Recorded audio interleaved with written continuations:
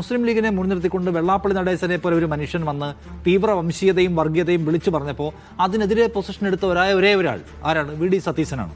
So ആ നിലയ്ക്കുള്ള ഒരു മാനസികമായ ഐക്യം എന്ന് പറയുന്നത് മലപ്പുറത്തെ മുൻനിർത്തിക്കൊണ്ട്, മുസ്ലിം ലീഗിനെ മുൻനിർത്തിക്കൊണ്ട് കേരളമാകെ തന്നെ വിഭജിക്കാൻ ഒരാൾ ഇറങ്ങിപ്പുറപ്പെട്ടപ്പോൾ അത് ശരിയല്ല, അത്തരം വിദ്വേഷവാഹകരെ നാം നമ്മുടെ കാറിൽ കയറ്റരുത് എന്ന് പറഞ്ഞ ഏക കോൺഗ്രസ് നേതാവ് ആരാണ്? ലീഗിന് പോലും അത് പറയാൻ പറ്റുമായിരുന്നില്ല.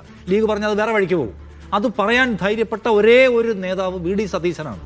ആ സതീശൻ മുഖ്യമന്ത്രിയാകണമെന്ന് ലീഗിൻ്റെ അണികളും അനുഭാവികളും ആഗ്രഹിക്കുന്നുണ്ട്. ആ ആഗ്രഹം വൃഥാവിലായി പോകുമോ എന്നതാണല്ലോ ഇപ്പോഴത്തെ ആശങ്ക. ലീഗിൻ്റെ ഏറ്റവും വലിയ ആശങ്കകളിലൊന്നും അതാണ്. കാരണം ലീഗിന് അവരുടെ അണികളുടെ മുഖത്ത് നോക്കണം. നിങ്ങൾ നിങ്ങളുടെ അഭിപ്രായം പറഞ്ഞിട്ട്, നിങ്ങൾ നിങ്ങളുടെ സ്ട്രോങ് പൊസിഷൻ എടുത്തിട്ട് എന്താണോ കേരളത്തിൻ്റെ ഹൃദയവികാരം അത് സാധ്യമാക്കി തരണമെന്ന് അണികൾ ആരോട് പറയുന്നു? മുസ്ലിം ലീഗിനോട് പറയുന്നു. സാധാരണ നിലയ്ക്ക് മുസ്ലിം ലീഗ് ഇത് കോൺഗ്രസിൻ്റെ ആഭ്യന്തര കാര്യമാണ്, നിങ്ങളുടെ നിയമസഭാ കക്ഷി യോഗത്തിൽ നിങ്ങൾക്ക് ഇഷ്ടപ്പെട്ട ആൾക്കാർ തിരഞ്ഞെടുക്കാം എന്ന ഒരു നിലപാട് സ്വീകരിക്കേണ്ട പാർട്ടിയാണ്.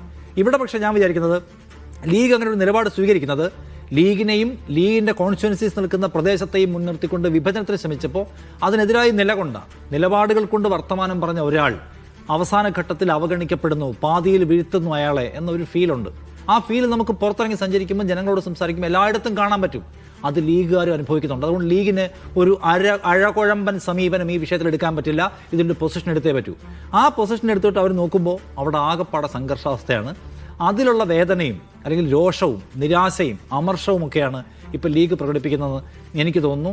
അല്ലെങ്കിൽ സാധാരണ നിലയ്ക്ക് ഘടകകക്ഷികൾ ഇത്രയും പല കാര്യങ്ങളും അഡമൻ്റ് ആവേണ്ട കാര്യമില്ല. സോ അതാണ് സംഭവിച്ചുകൊണ്ടിരിക്കുന്ന ഒരു കാര്യം.